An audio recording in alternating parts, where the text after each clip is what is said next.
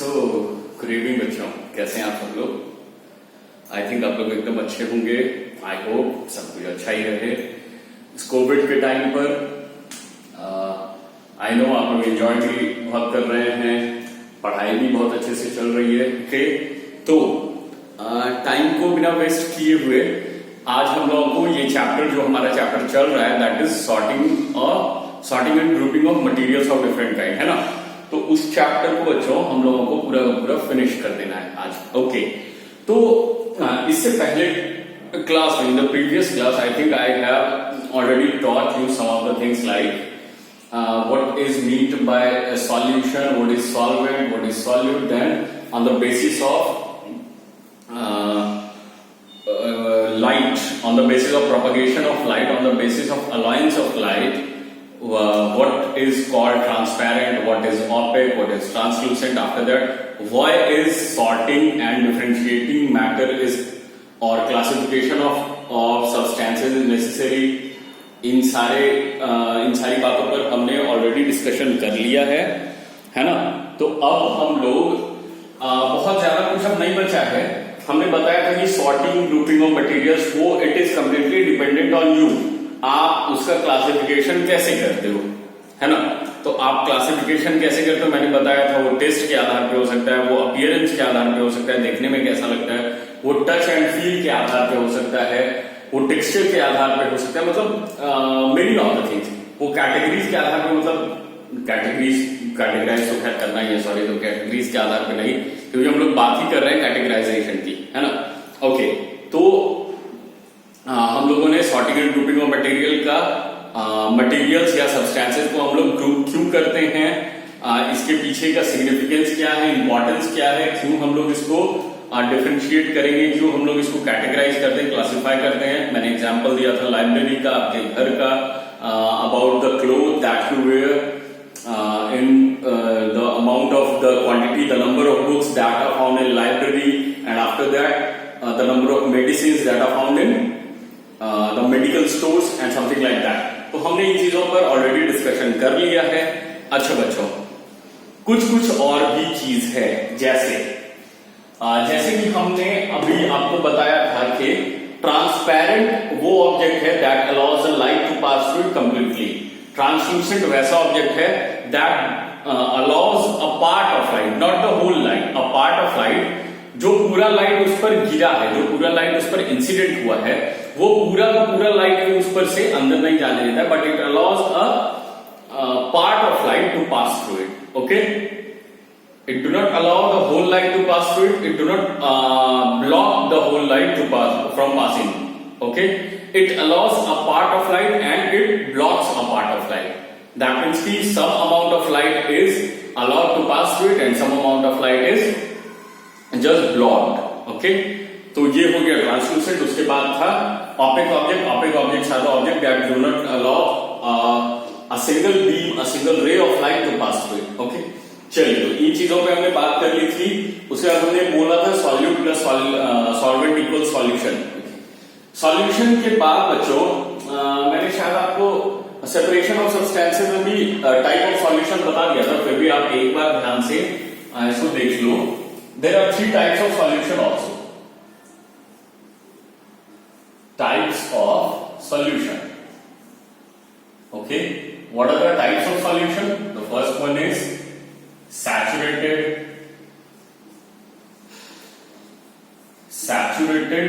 solution, then unsaturated solution,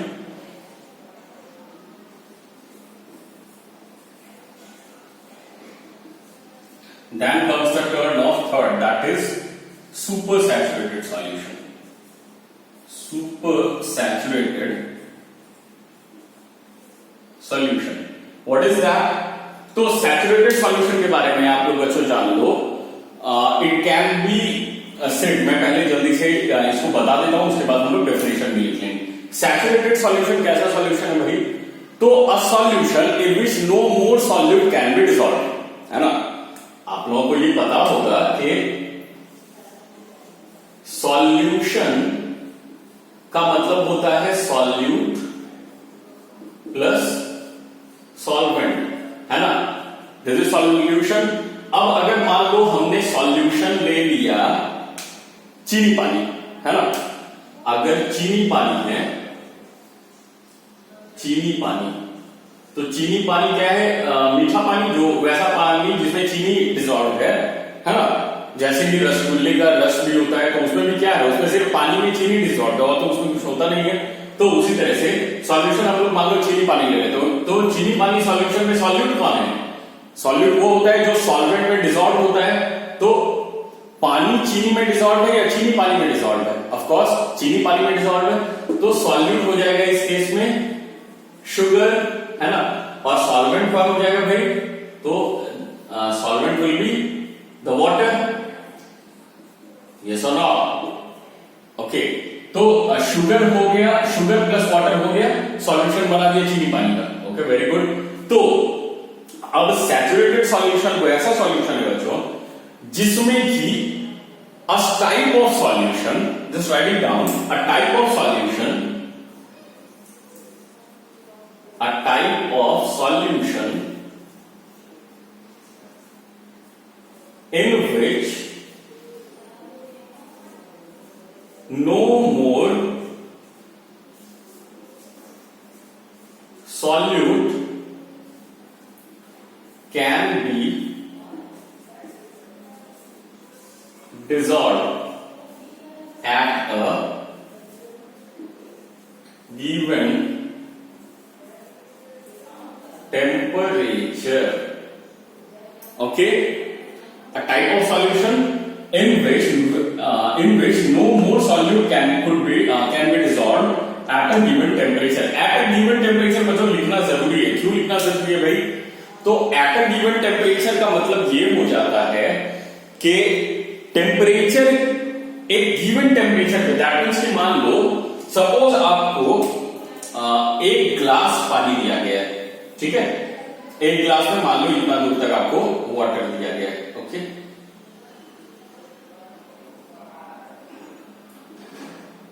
चलिए मैंने ये आपको एक ग्लास में पानी दे दिया, प्लीज आप इस चीज को अगर अच्छे से समझ जाओगे तो फिर मुझे कोई भी परेशानी नहीं होगी, ना ही आप लोगों को कोई परेशानी होगी, ओके।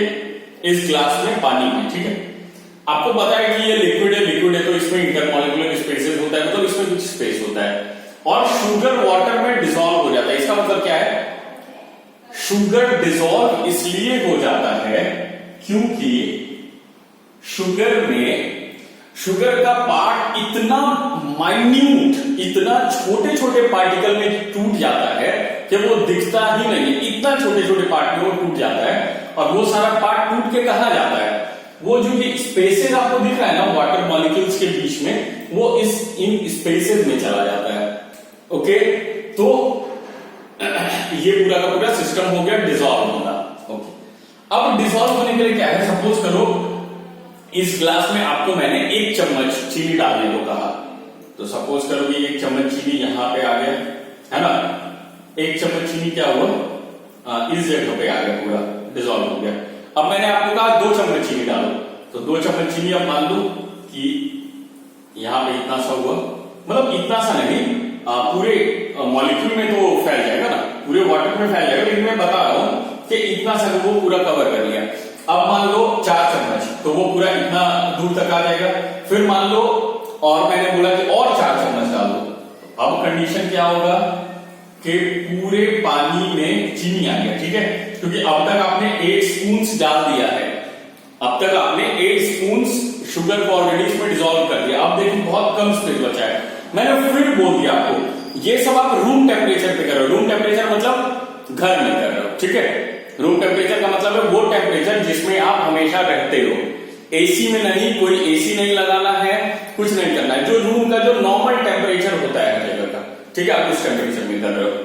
तो 8 चम्मच जब आपने दिया तो 8 चम्मच क्या हुआ, 8 चम्मच इसमें डिसॉल्व हो गया, लेकिन जब आप 9 चम्मच दोगे तो उसको डिसॉल्व होने में थोड़ा सा टाइम लगेगा, क्यों, क्योंकि ज्यादातर स्पेस तो भर चुका है ना, नहीं, आप देख रहे हो ज्यादातर जो स्पेस था पानी के अंदर वो तो भर चुका है, अब अगर मान लो आपने 9 स्पून दे दिया शुगर और 9 स्पून शुगर भी किसी तरह इसमें डिजॉल्व हो गया, मैं कह रहा हूं कि और 5 चम्मच चीनी दे दो इसमें, और 5 स्पून, है ना, और 5 स्पून दे दोगे तो क्या होगा, क्या इसमें डिजॉल्व होगा? नहीं, है ना। मान लो 9 स्पून में ये पूरा का पूरा भर गया, बहुत कुछ हम लोग करेंगे। तो सपोज करते हैं कि 10 स्पून शुगर दिए और अब इसमें थोड़ा सा भी स्पेस नहीं बचा है, इतना भी स्पेस नहीं बचा है कि एक भी शुगर इसमें डिजॉल्व हो सकता है। तो अब अगर मान लो आप और 5 चम्मच शुगर देते हो तो क्या वो डिजॉल्व होगा? 5 चम्मच शुगर अगर देते हो तो क्या वो इस पानी में डिजॉल्व होगा? नहीं। क्यों? क्योंकि ये सैचुरेटेड हो गया है। ऐसे ही सॉल्यूशन को हम लोग बोलेंगे सैचुरेटेड सॉल्यूशन। मतलब a type of solution, write it down, a type of solution in which no more solute can be dissolve, in which no more solute can be dissolved at a given temperature, at a given temperature। मतलब क्या है कि इस room temperature पर अगर आप temperature में कुछ नहीं करते हो तो 10 चम्मच चीनी वाला जो ये पानी था ये सैचुरेटेड सॉल्यूशन है। क्यों? क्योंकि अब इसमें no more solute can be dissolve, मतलब अब इसमें और थोड़ा भी चीनी और थोड़ा भी शुगर और थोड़ा भी सॉल्यूट कोई भी हो वो डिसॉल्व नहीं हो सकता है। बात समझ में आ गई? तो this is called saturated solution. अच्छा, उसी तरह से मान लो अब मैं बोल रहा हूं कि ये एक ग्लास ऑफ शुगर, एक ग्लास ऑफ वाटर है जिसमें कि मान लो सिर्फ 5 चम्मच चीनी दिया गया है ना, और इसका कैपेसिटी क्या है आप जानते हो कि 10 चम्मच चीनी इसमें ऑलरेडी घुल चुका है।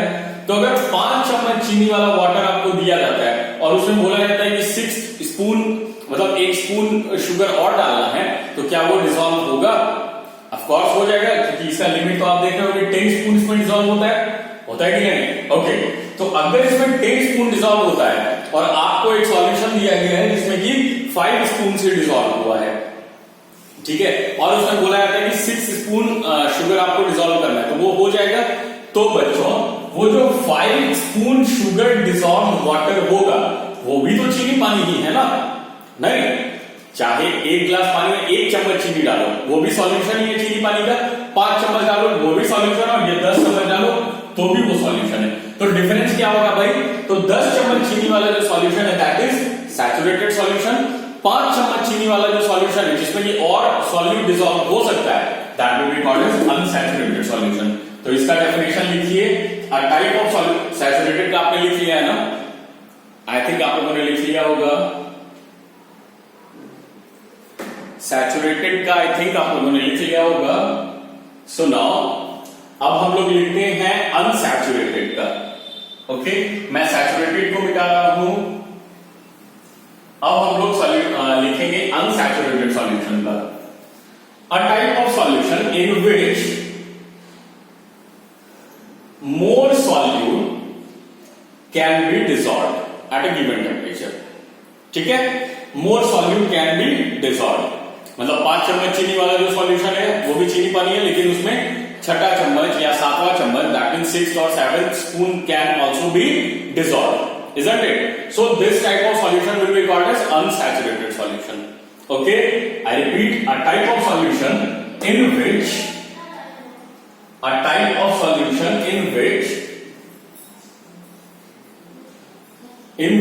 more solute can be dissolved at a given temperature.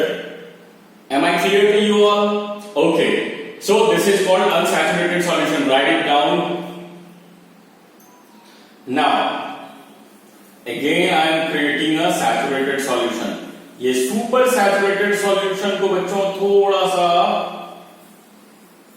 समझ लेना है, ठीक है। ये फिर से मैंने सैचुरेटेड सॉल्यूशन बना दिया। ओके, अब देखो यहां पे प्रॉब्लम क्या आती है। अनसैचुरेटेड भी आपने लिख लिया होगा शायद। Okay, now it comes the turn off the last one, that is super saturated solution.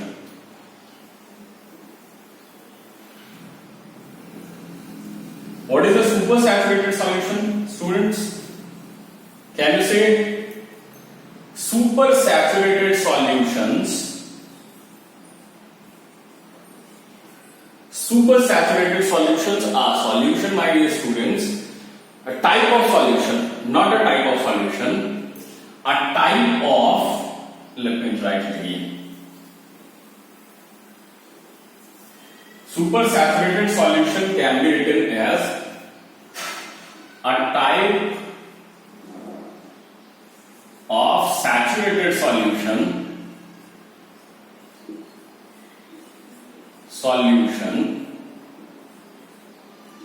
in which more solute can be dissolved, dissolved, dissolved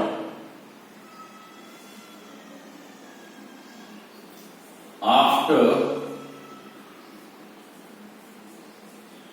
increasing the temperature. Okay, after increasing the temperature. What is that? A type of saturated solution. अभी तक मैंने आपको ये बताया था कि saturated solution में अब थोड़ा भी सॉल्यूट नहीं डिसॉल्व हो सकता है। इस केस में थोड़ा भी चीनी और अब नहीं जा सकता है, क्योंकि 10 चम्मच ऑलरेडी इसमें डिसॉल्व हो चुका है। अब थोड़ा भी चीनी डिसॉल्व नहीं होगा, तो वो सैचुरेटेड है। अभी तक ये सैचुरेटेड है, लेकिन सुपर सैचुरेटेड सॉल्यूशन क्या होता है बच्चों? वैसा सैचुरेटेड सॉल्यूशन, आई रिपीट, वैसा saturated solution, a type of saturated solution in which more solute can be dissolve, है ना।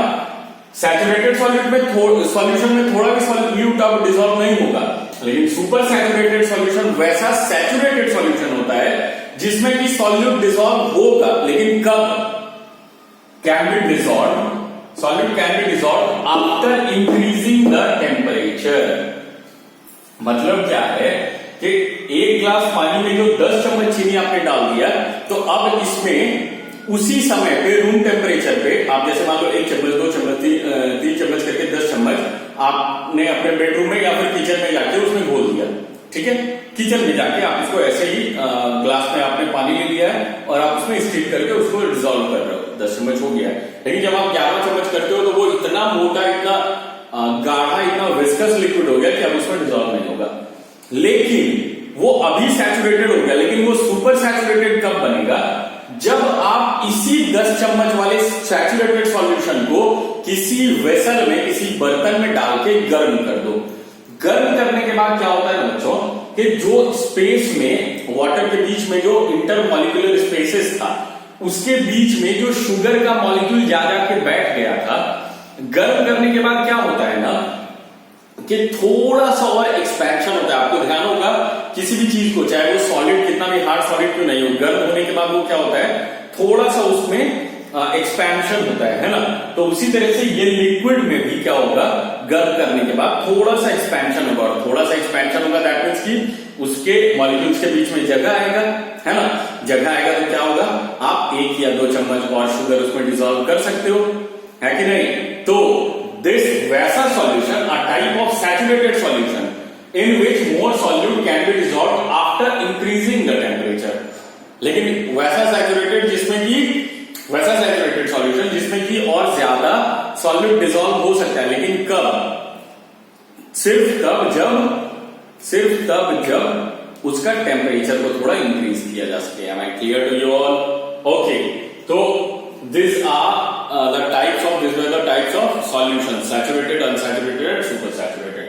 Okay, now I think आपने सारा कुछ लिख लिया होगा, सारा कुछ आपको समझ में आ गया है। ओके, नाउ अब हम लोग बात करते हैं थोड़ा सा, जैसे हमने इलेक्ट्रिसिटी के लिए बच्चों बात किया था, सॉरी लाइट के लिए बात किया था कि लाइट को जो पास करने देता है दैट इज कॉल्ड, लाइट को जो दूर से पास करने देता है that is called transparent, light को जो रोक के रखता है दैट इज कॉल्ड ऑपेक, और लाइट को जो थोड़ा पास करने देता है, थोड़ा रोकता है, वो ट्रांसल्यूसेंट। उस तरह से इलेक्ट्रिसिटी की बात आती है, और 2 तरह का मटेरियल और होता है, first and second. The first one is conductor and the second one is barrier और इंसुलेटर, ओके, बैड कंडक्टर और insulator. What are these two things? ये क्या है भाई? कंडक्टर। कंडक्टर के बारे में लिखिए बच्चों, कंडक्टर के बारे में आप लिख लो, a substance or material, a substance or material that do not, oh sorry, that allows the light, what am I writing? That allows the electricity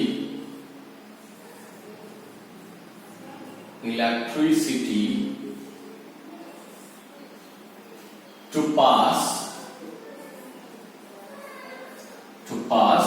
through it. Okay, a substance or material that allows the electricity or electric current to pass through it. Okay, what can be the examples? Example would be the metals.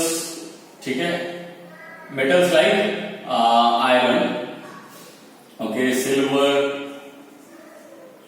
gold, और जितने भी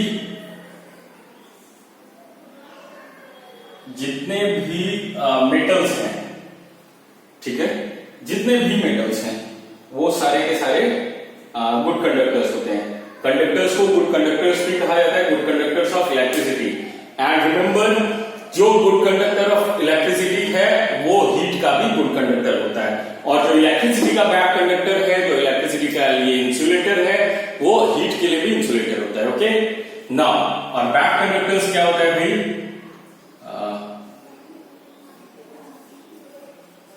A type of substance or material, a type of substance or material that doesn't allow the electric current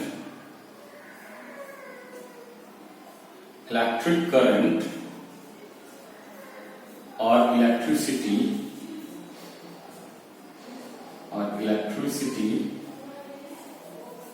to pass through it. Okay, now bad conductors के बारे में अब आप ये देख लो। Okay, what can be the example of bad conductors? Example of bad conductors, non-metals, ठीक है, wood, plastic, etc. Okay, non-metals जितने होते हैं, woods हैं, plastics और जो कुछ भी है ऐसे, ये सारे non-conductors होते हैं। ओके, now चलो, a substance or material that allows the electricity or electric current दोनों सेम चीज है, आपको पता होगा ही। Electric current that allows the electricity to pass through it is called conductor. I repeat, the substance or material that allows the electricity to pass through it is called conductor. Conductor क्या होता है भाई? कोई वैसा वस्तु, वैसा कोई material जो कि इलेक्ट्रिक करंट को खुद से पास होने देता है ना? तो खुद से पास होने देता है भाई, कैसे? तो होता क्या है बच्चों, आप देखोगे जब किसी चीज को हीट किया जाता है, तो कोई अगर वुड है, तो वुड का अगर मान लो इतना बड़ा सा भी है, तो आप उसको यहां पर अगर जला रहे हो तो कोई दिक्कत नहीं, आप यहां पर पकड़ के रख सकते हो। जब तक आग यहां तक नहीं पहुंचेगी तब तक आपको कुछ नहीं होगा, है ना? लेकिन अगर यही किसी लोहे का या किसी मेटल का सामान है, तो आप उसको यहां पे जला रहे हो तो फ्लेम तो दिखेगा नहीं, है ना? आग नहीं दिखेगा, लेकिन धीरे धीरे करके ये पूरा का पूरा रॉड गर्म हो जाता है। क्यों? क्योंकि आप जैसे आग को यहां पे लगा रहे हो तो वो क्या करता है ना, यहाँ पे जो मटेरियल है, जो एटम्स है, जो मॉलिक्यूल्स है, जो भी चीज है, पार्टिकल्स है, वो हीट को, वो उसको हीट मिल रहा है जो आग आप दे रहे हो उससे, और वो क्या करता है ना, हीट को ट्रांसफर करते रहता है पीछे के मॉलिक्यूल्स में, ट्रांसफर ट्रांसफर ट्रांसफर ट्रांसफर, ये इसको किया, फिर ये अपना हीट इसको दिया, ये इसको दिया, ये इसको दिया, इसलिए पूरा का पूरा रड, पूरा का पूरा मटेरियल जो है वो कुछ टाइम में ही गर्म हो जाता है। ठीक है, यही चीज इलेक्ट्रिसिटी के साथ है कि इलेक्ट्रिसिटी का मान लो कहीं पे सप्लाई है, कोई बोर्ड है, आपने उसमें डाल दिया इसको, तो ये प्लास्टिक है ना, ये मार्कर क्या है, प्लास्टिक है, तो इस प्लास्टिक को आप जानते हो कि इलेक्ट्रिसिटी में जो डालोगे तो ये वाला पार्ट इलेक्ट्रिक करंट के टच में आएगा, कांटेक्ट में आएगा, तो होगा क्या ना कि ये वाला, इस पर तो करंट लगेगा, लेकिन वो जो पार्टिकल जिस पर करंट लग रहा है वो करंट को अपने से दूसरे को ट्रांसफर नहीं कर रहा है, इसलिए आप इसको आराम से यहां पे पकड़ के रख सकते हो और बाकी इसमें करंट है, आपको कोई दिक्कत नहीं है। लेकिन यही चीज अगर आप मेटल में करोगे, आयरन में करो, एल्यूमिनियम में करो, copper, silver, whatever is the metal, जो भी मेटल है, अगर आप मेटल में करते हो तो क्या होगा, आप अगर इस वाले पार्ट को बोर्ड के अंदर डालते हो, दैट मींस इलेक्ट्रिक करंट यहां पे लगा, तो वो क्या करेगा ना, तुरंत जो करंट यहां के मटेरियल को लगा, यहां वाले एटम को लगा, वो अपना करंट इसको पास करेगा, वो फिर ये वाला इसको करेगा, ये वाला इसको, ये वाला इसको, और तुरंत ये बहुत तगड़ा और बहुत ही स्पीडली होता है ये process.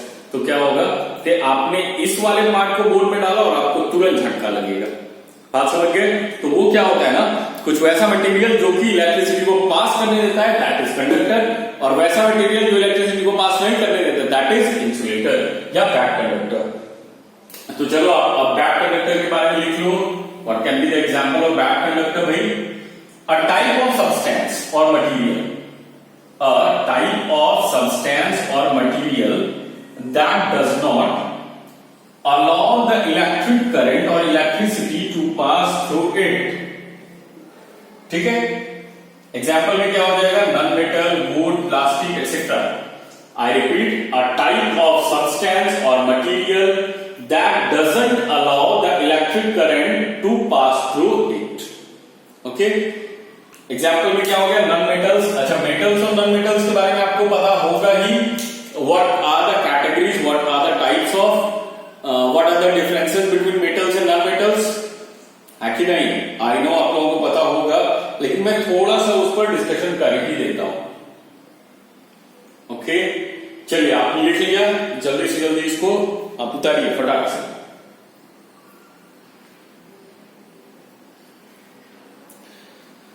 Now metals and non metals, ये देखिए कंडक्टर का एग्जांपल में मेटल्स है, बैक कंडक्टर या इंसुलेटर का एग्जांपल नॉन मेटल्स है।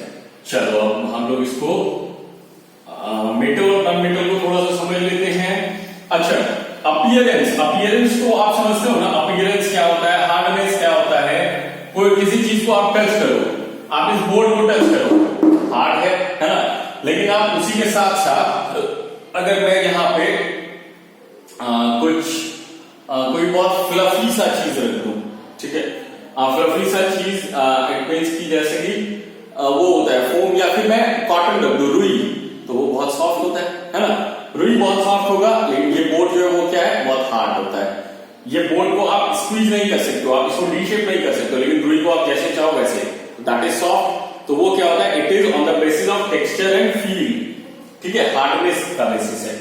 उसी तरह से अपीयरेंस आप देख लो बच्चों, ये जो बोर्ड है ये चमक रहा है ना, लेकिन ये वाला जो कपड़ा है ये चमक रहा है क्या? नहीं, ये डल दिख रहा है। तो ये क्या हो गया, lustrous and non lustrous.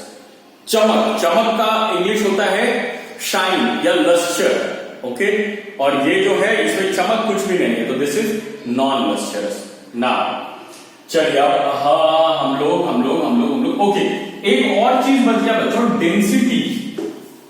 Density, what is this density? Density क्या होता है भाई? आप जानते हो कि अगर समझ लो आपको मैंने दो चीज दिया, एक इतना बड़ा आयरन ब्लॉक, ठीक है, और एक इतना बड़ा ही थर्मोकॉल, ठीक है, थर्मोकॉल मैंने दिया और आयरन ब्लॉक दिया। और अब मैं कहता हूं कि आप इन दोनों को पानी में डालो, क्या होगा? आयरन ब्लॉक जो है वो डूब जाएगा, लेकिन थर्मोकॉल जो है वो फ्लोट करेगा। That means iron block will sink in water, isn't it? And thermocol will float.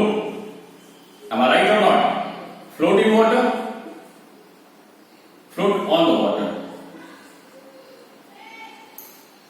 On the surface of water, float in water भी चलेगा, कोई दिक्कत नहीं। तो आयरन ब्लॉक क्यों डूब गया और उतना ही बड़ा जो थर्मोकॉल था वो क्यों नहीं? चलो मान लो कि आयरन का कलर ब्लैक था, मैं इसका भी कलर ब्लैक कर देता हूं, फिर भी क्या होगा? ये डूबेगा क्या? नहीं। या ये तैरेगा क्या? नहीं। क्यों ऐसा हुआ? तो it is completely dependent on the density. Density क्या होता है बच्चों? Density is the number the number of particles per unit area. Suppose करो मैंने इतना बड़ा 2 स्क्वायर बनाया, ठीक है, दोनों का सेम है, थोड़ा सा साइज डिफरेंस हो गया है प्लीज, लेकिन आप समझ लो दोनों का सेम साइज है। ओके, अब मैंने क्या किया ना कि इसमें ये और ये दोनों सेम साइज का है, ठीक है। मालूम है कि इतना बड़ा जमीन इसके पास है, इतना बड़ा कोई ए है और बी है। ए के पास इतना बड़ा जमीन है और बी के पास इतना बड़ा जमीन है, ठीक है।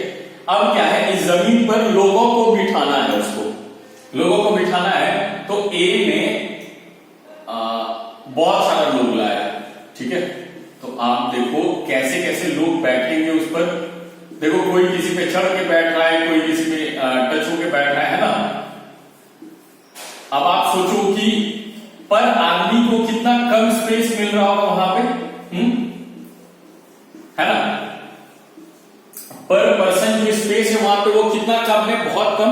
अब बी के पास भी सेम साइज की जमीन है और बी ने बस कुछ लोगों को लाया,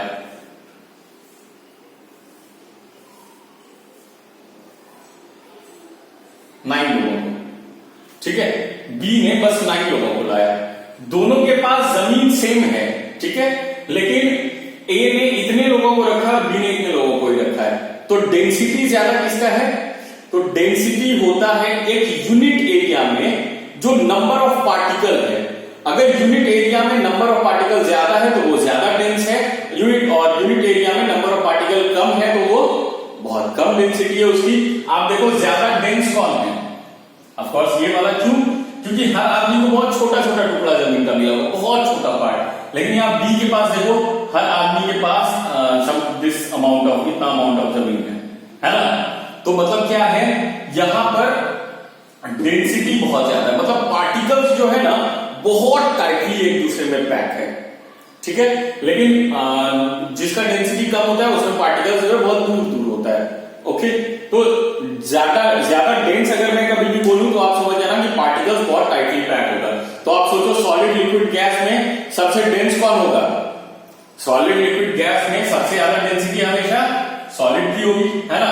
लिक्विड की मॉडरेट और गैस की तो बहुत कम। ओके, तो उसी तरह से बच्चों ये जो आयरन ब्लॉक्स है ना, आयरन ब्लॉक्स की डेंसिटी बहुत होती है, तो जिसका ज्यादा डेंसिटी होगा वो क्या करेगा ना, सिंक कर जाएगा। सबसे पहला ये पॉइंट। दूसरा, आपने शायद फिजिक्स में पढ़ा होगा the process of buoyancy, the force of buoyancy, buoyant force और आर्किमिडीज प्रिंसिपल। ओ शायद आप 6 में आप नहीं पढ़े होंगे, मे बी क्या फिजिक्स में पढ़ोगे। होता क्या है ना कि मान लो कोई एक बर्तन है, कोई एक बीकर है जिसमें वेसल है, जिसमें आपने वाटर रखा है। तो क्या है कि अगर आप इस पानी में किसी सब्सटेंस को डालते हो, ठीक है, अगर आप इस वाटर में किसी सब्सटेंस को डालते हो तो ये वाला जो सब्सटेंस है वो जितना पानी को हटा रहा है खुद रहने के, अरे भाई यहां तक पानी था ना, यहां तक तो पूरा पानी भरा हुआ था। अब आपने किसी सामान को रख दिया तो आप देख रहे हो वो इतना दूर चला गया, तो यहां पर का पानी कहां चला गया? किसी और जगह डिस्प्लेस हो गया, किसी और जगह शिफ्ट हो गया है। तो ये सब्सटेंस जितना पानी को डिस्प्लेस करता है, हटाता है, उतना पानी का जो वजन है, the weight of that very water, if the weight of the displaced water is less than the weight of this very object. अगर जो जितना सा पानी को डिस्प्लेस किया उस पानी का वेट इस ऑब्जेक्ट के वेट से कम है तो ये ऑब्जेक्ट सिंक कर जाएगा, डूब जाएगा। और अगर इस ऑब्जेक्ट ने जितना पानी को डिस्प्लेस किया उस पानी का वेट इस ऑब्जेक्ट से ज्यादा है, पानी का वेट अगर ज्यादा है तो ये फ्लोट करेगा, पानी का वेट अगर ज्यादा है तो ये फ्लोट करेगा, पानी का वेट अगर कम हो गया और इसका वेट ज्यादा हो गया तो ये डूब जाएगा। बात समझ गए? तो ये डिपेंड करता है डेंसिटी पर। ओके, जो ज्यादा डेंस है वो डूबेगा।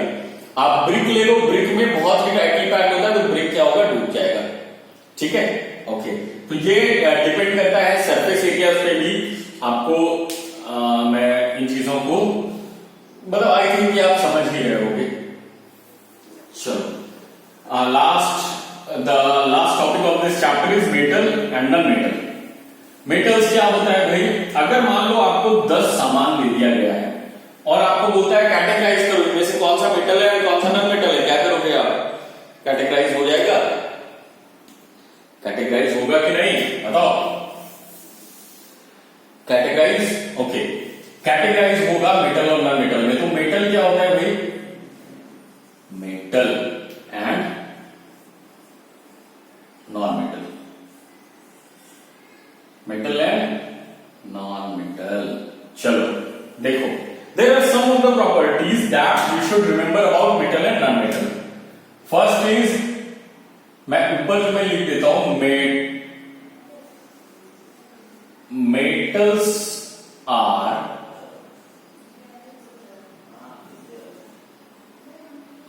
ductile. The first property is ductile. Second, metals are malleable. Third, metals are lustrous. Fourth, metals are sonorous. Okay, metals are sonorous. And fifth one is metals have tensile strength. Tensile strength. And the sixth one is metals are good conductors of heat and electricity. Okay, now non metals के बारे में भी आप अब देख लो। Non metals के बारे में कौन क्या क्या बातें हैं भाई? बिल्कुल इसका विपरीत, बिल्कुल इसका ऑपोजिट। नॉन मेटल्स के बारे में क्या क्या बातें हैं देखिए। First one, non metals are not ductile. Second, non metals are not malleable. Third, non-metals are not sonorous. Fourth, non-metals are not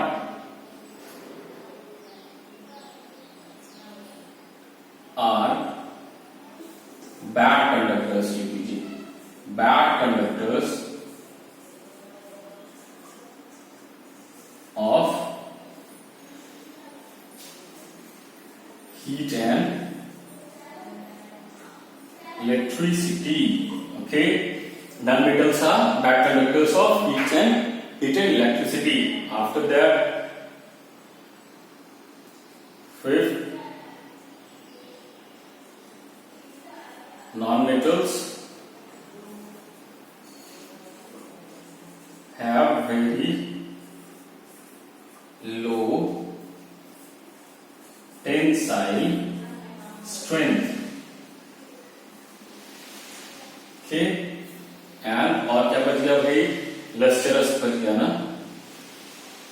6 non metals are non lustrous.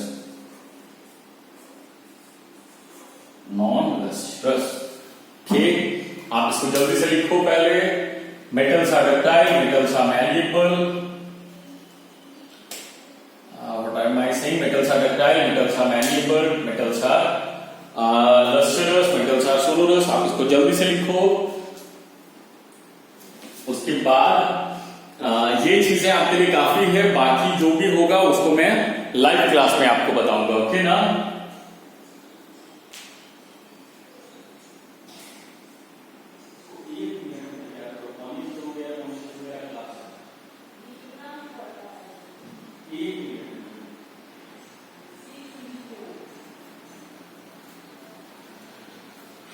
I think आप लोगों ने लिख लिया होगा इसको। Metals are ductile, metals are malleable, metals are lustrous, metals are sonorous, metals have tensile strength, metals are good conductors of ductile, malleable, lustrous and then sonorous, have tensile strength, are good conductors of heat and electricity। और बिल्कुल उसी का विपरीत है, non metals are not ductile, not metals are not malleable, are not sonorous, they are bad conductors of heat and electricity। Okay, and then non-metals have very low tensile strength, non-metals are non-lustrous। ठीक है, तो बच्चों इस तरह से आपका ये chapter अभी फिनिश हुआ है। बाकी डक्टाइल का मतलब क्या है, मैलिएबल का मतलब क्या है, लस्टरस का मतलब क्या है, सोनोरस का मतलब क्या है, टेंसाइल स्ट्रेंथ क्या होता है, गुड कंडक्टर तो आपको मैंने बता दिया। डक्टाइल का मतलब है कि मेटल्स को पीट के उसका लंबा सा तार बनाया जा सकता है। ओके, डक्टाइल का मतलब है उसको पीट के उसको it can be drawn into a long and thin wire. Malleable का मतलब है उसको पीट के उसका पतला सा शीट बनाया जा सकता है। ठीक है, इतना छोटा सा मेटल है, उसको पीटे जा रहे और उसका क्या वो बहुत पतला सा, बहुत ही वाइडर शीट बन गया। जैसे कि इतना पतला कि पेपर का शीट होता है। लस्टरस का मतलब मेटल्स में बहुत ज्यादा चमक होता है। ये देखो गोल्ड, सिल्वर, इस सब में क्या होता है, एक अलग टाइप का चमक होता है। ठीक है, नॉन मेटल्स ना तो डक्टाइल होता है, उसको मारो पीटो टूट जाएगा, मैलिएबल भी नहीं होता है। सोनोरस का मतलब होता है कि मेटल्स को जब आप किसी दूसरे चीज से स्ट्राइक करोगे तो it forms a different and distinguished type of sound. Okay, तो that is sonorous. Tensile strength का मतलब है मेटल्स का बर्तन बना सकते हो। ओके, सो आज के लिए हमारा class over, sorting and grouping of materials भी ओवर। इसके बाद अगर आपको कभी कोई डाउट हो तो आप मुझे कॉल कर सकते हैं, मेरा व्हाट्सएप नंबर भी आपके पास है, आप मुझे व्हाट्सएप कर सकते हैं। और फिर बाकी चीजों में अगर कोई दिक्कत हो तो will be dealing in the live classes. Okay, till then stay safe, bye, take care, bye. आप सब लोग इसको प्लीज उतार लो। ओके, आई थिंक अब तक आप लोगों ने उतार लिया होगा, and I'm completing the class. Okay, thank you.